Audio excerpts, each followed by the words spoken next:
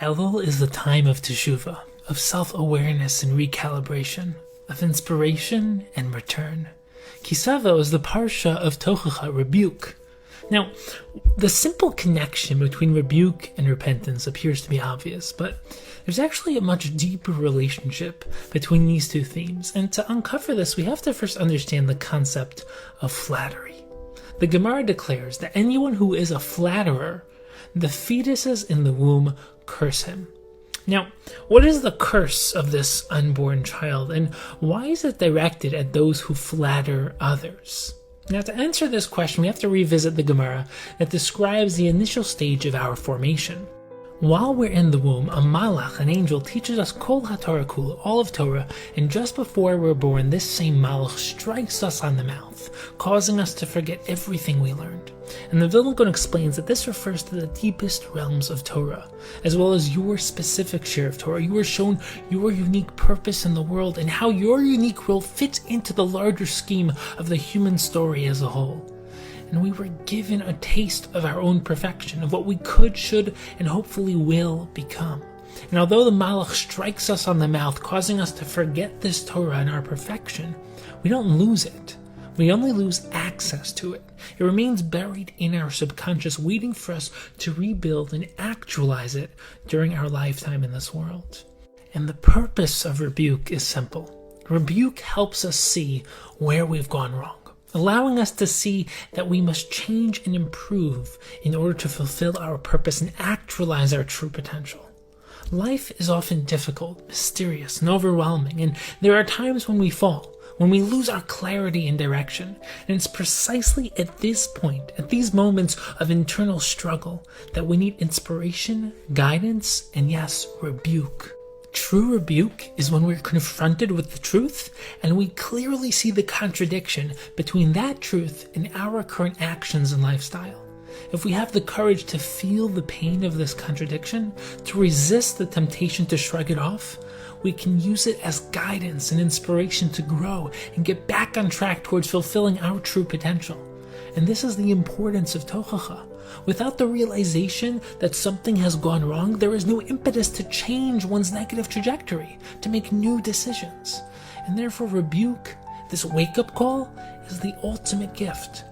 In order to understand the spiritual harm caused by flattery, it's necessary to examine the internal experience of one who's flattered. When a person finds himself in a vulnerable position, when their hypocrisies and contradictions have been revealed and they're seen for who they truly are, they become broken and embarrassed. And there are two avenues of response in such a delicate, fragile moment. The first is to compliment and appease the person, attempting to prevent a complete breakdown. And this is the aim behind flattery, to falsely praise and honor someone at the exact time when they need to feel the effects of rebuke. And the second option is to give honest feedback and rebuke, catalyzing the breakdown process. And on the surface, flattery appears to be the kinder and more sensitive approach. However, at the deeper root and core of this circumstance, flattery is the ultimate evil and rebuke is the ultimate kindness. Growth takes place at breaking points, where decisions are made and will is asserted. It is precisely when one is vulnerable, when they are exposed to their internal lies and hypocrisy, that genuine and lasting change is possible. When one flatters someone at this critical point in time, they remove the impetus to change and stifle any chance of growth. It's okay, don't worry about it, it happens to the best of us. These are things that cripple the impact and power of truth. A flatterer convinces someone who's on the wrong path that he's actually on the right path. Instead of helping him see the error in his ways, the flatterer encourages him, convincing him that he was actually correct. Now, not only is he unaware of the fact that he acted inappropriately, but his chance of doing teshuvah and changing his ways are all but lost. The flatterer grants him moral immunity, alleviating the pain and impact of truth, effectively ensuring that this mistake will persist. This, in truth, is the ultimate act of evil. And we can now understand the curse of the unborn fetus. The fetus, as we talked about earlier, is shown the path of truth, given everything as a gift, and is then delivered a strike of love, charged with the mission to enter this world and fully actualize its potential. A fetus fully grasps the purpose of this life, the meaning of challenge and growth.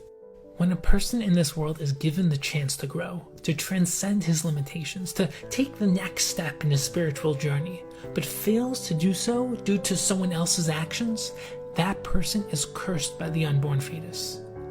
This is because the fetus represents the ultimate expression of unborn potential, someone who sees so clearly what life could and should be, but is not yet given full expression into reality. The unborn fetus looks at this wasted potential, this unborn spiritual growth, and is pained by its lack of fruition. In truth, the person himself who fails to take that next step in his spiritual growth was once also a fetus. His own fetus curses the person who prevents him from actualizing his potential. So whenever this occurs, the concept of the fetus and this person's actual fetus both curse the individual responsible for squandering this spiritual potential. The true purpose of Tochacha is not to show us how low we are, but how great we can be. Knowing where we have failed gives us direction for how to improve. It also reminds us of something crucial.